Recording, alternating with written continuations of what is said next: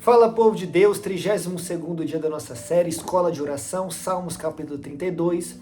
E hoje eu quero falar de dois assuntos com você, tá bom? Um muito rápido, começando do final, tá? Versículo 9. Não sejam como cavalo ou burro, que não têm entendimento, mas precisam ser controlados com freios e rédeas. Caso contrário, não obedecem. Então, Deus está falando, não seja como cavalo ou burro, não seja como um animal. Porque o animal, ele não tem entendimento. Então, para ser controlado, ele precisa ser freado. Caso contrário, ele não obedece. Ele precisa ter rédea curta. Caso contrário, ele não obedece. Ou seja, tem alguma área da sua vida que parece que o próprio Deus está te freando? O próprio Deus está fechando as portas para você? O próprio Deus colocou uma rédea curta em você? E ele não está impedindo, e ele não está permitindo você de avançar, ele está te impedindo de avançar, o próprio Deus está fazendo isso? Talvez esse é um sinal que nessa área você estava sendo insubordinado, você não estava obedecendo ao Senhor, entendeu? Então, por exemplo, Deus já te mandou mudar de casa, e você não muda. Aí o que começa a acontecer? Tudo na sua casa começa a quebrar. Tudo na sua casa começa a dar problema, a encanação dá problema, a luz dá problema. Tudo dá problema, chove, começa a cair dentro de casa, a parede vai rachando. O fogão não funciona mais, a geladeira não gela mais. Por quê? Porque Deus já te mandou sair daí. Aí você não saiu, aí parece que as coisas vão apertando pro teu lado. E o próprio Deus é que tá te apertando, por quê? Porque você está sendo insubordinado, então ele tem que te frear e colocar rédea para ver se você obedece. Deus já te mandou sair do seu trabalho e ir para outro, você não faz. Aí começa a acontecer, o teu salário começa a ser cortado, o teu patrão começa a ser pior com você. As pessoas que trabalham ao seu redor começam a falar mal do seu respeito, começam a inventar coisas sobre você. Por quê? Porque Deus está te apertando para ver se você obedece. Deus já te mandou fazer a obra e você não faz. E aí todas as outras áreas da sua vida parece que não avança. Por quê? Porque na principal, que é obedecer a Deus, fazer a obra dele, você não está fazendo. E aí você quer que ele te abençoe nas outras, mas ele não vai te abençoar, ele vai colocar rédea e freio em você. Entendeu? Então, reflita sobre isso. Tem alguma área da sua vida que parece que o próprio Deus está fechando as portas? Pode ser um sinal de que você não está obedecendo ele nessa questão. E aí Deus está te chamando para mudar. Amém? Esse é o primeiro assunto de forma rápida. O segundo assunto é sobre pecado e sobre a necessidade de nos arrependermos verdadeiramente e confessarmos nosso pecado a Deus. A Bíblia diz em 1 João que se nós confessarmos, quase caiu tudo aqui, que se nós confessarmos e abandonarmos nosso pecado, então ele é fiel e justo para nos perdoar. Mas nós temos que confessar, nós temos que falar, Senhor, eu pequei porque eu menti para o meu pai. Me perdoa, confessei. E aí eu abandono o pecado, eu não minto mais para o meu pai. Aí ele me perdoa. Entendeu? Então nós temos que confessar a Deus e perdoar. Confessar a Deus e abandonar gera perdão. Confessar aos homens gera cura. Tiago 5,16 fala, confesse os pecados uns aos outros para que sejam curados. Às vezes eu já confessei a Deus, eu já abandonei, eu já fui perdoado pelo Senhor, mas eu carrego aquele peso. Eu carrego aquela tristeza, entende?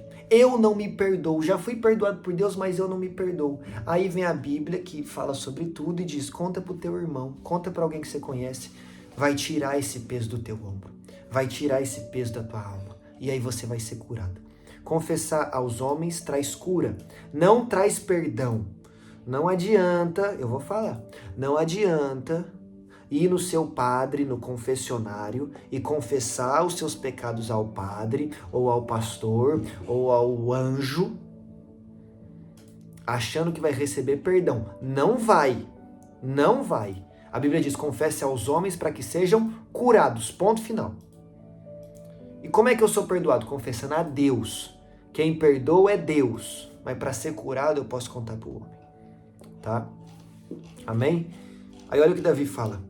Como é feliz aquele que tem suas transgressões perdoadas e os seus pecados apagados. Então, ser perdoado por Deus gera alegria. Ser perdoado por Deus gera felicidade.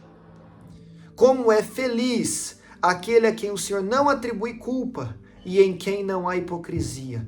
Não ter culpa atribuída a mim me gera alegria, me gera felicidade. Amém? Enquanto eu mantinha escondidos os meus pecados, então eu sei que eu estou em pecado, mas eu estou escondendo. Eu não estou nem contando para Deus, apesar dele saber de tudo, e nem contando para os homens. Eu acho que eu estou escondendo. O meu corpo definhava de tanto gemer, pois dia e noite a tua mão pesava sobre mim. Então eu acho que eu estou escondendo, mas Deus sabe, a mão dele está pesando sobre mim. E as minhas forças foram se esgotando como em tempo de seca. Tá sem força, tá cansado, parece estar sendo esmagado. É porque tá em pecado, muitas vezes. É porque muitas vezes não está confessando e abandonando o seu pecado diante do altar de Deus.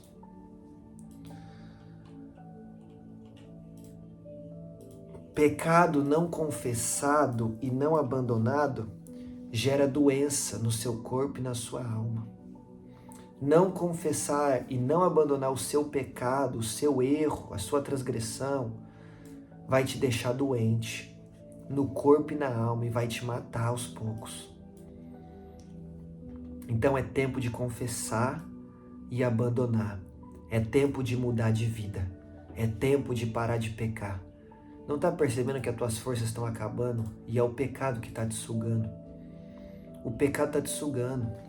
O pecado tem o poder de roubar tudo que Deus te deu.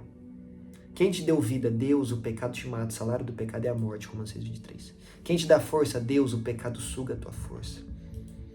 O pecado tem o poder de roubar tudo que Deus te deu. E se você não confessar e não abandonar logo esse pecado, ele vai te matar. Porque a Bíblia diz, vou repetir, Romanos 6:23, o salário do pecado é a morte. Então quem vive no pecado é filho do diabo, como a Bíblia também diz, e vai receber morte. Mas o dom gratuito de Deus é a vida. Então Deus tem vida para te dar. E o pecado tem morte. Você vai andar em qual caminho? No caminho de Deus ou no caminho do pecado? E eu disse, confessarei as minhas transgressões ao Senhor. E tu perdoaste a culpa do meu pecado. Então, quando eu confesso a Deus e abandono, Deus é tão bom, tão bom, tão bom, tão bom, tão bom, que mesmo não merecendo, Ele me perdoa. Ele te perdoa. Não importa o que você fez, se você verdadeiramente se arrepender, Ele vai perdoar. Ele vai perdoar. Mas você tem que verdadeiramente se arrepender. Versículo 6. Portanto, que todos os que são fiéis orem a ti, enquanto pode ser encontrado. E quando as muitas águas se levantarem, elas não o atingirão. Então, na escola de oração, o que a Bíblia está nos ensinando? Que todos os que são fiéis ao Senhor orem a Ele, enquanto pode ser encontrado. Isaías 55:6. Buscai e procurai, enquanto está perto e enquanto se pode ser encontrado. Chegará um tempo que Deus não estará mais perto. Chegará um tempo em que Deus não poderá mais ser encontrado. Então, ore a Ele enquanto é tempo. Peça perdão enquanto é tempo. Muda de vida enquanto é tempo. Se arrependa enquanto é tempo. O inferno está cheio de pessoas que queriam ter mais um segundo de vida só para se arrepender verdadeiramente. Tá bom? Sabe o lugar que tem mais adoração? No céu. O céu adora o Senhor 24 horas por dia. Sabe o lugar que tem mais oração? Na terra. A gente está aqui para orar, para se comunicar com o nosso Deus e nos relacionarmos com Ele. Sabe o lugar que mais tem clamor? No inferno. Porque está todo mundo ali clamando a Deus por um pingo de misericórdia. Mas eles não receberão, porque o tempo deles já acabou. Lembra de Jesus contou a história do Lázaro, o pobre, que morreu e foi para o céu, e do rico que morreu e foi para o inferno? O que ele falou? O que o rico falou? Pai Abraão, ele está falando, Deus, permita que Lázaro molhe a ponta do seu dedo para refrescar minha língua. Molhe a ponta do seu dedo em água para refrescar minha língua. Ele estava pedindo uma gota de água. estava pedindo uma gota.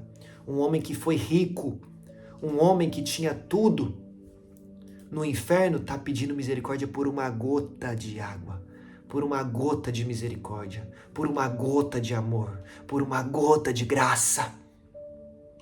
E qual que é a resposta de Deus? Não, ele não pode ir até aí. O inferno é o lugar onde mais tem clamor por misericórdia, mas ali nenhuma oração será respondida, nenhum clamor será respondido. Ore enquanto é tempo, clame enquanto é tempo, muda de vida enquanto é tempo e abandona essa porcaria desse pecado enquanto é tempo, senão ele vai te levar à morte. Amém? Que Deus te abençoe e eu te espero aqui amanhã no capítulo 33.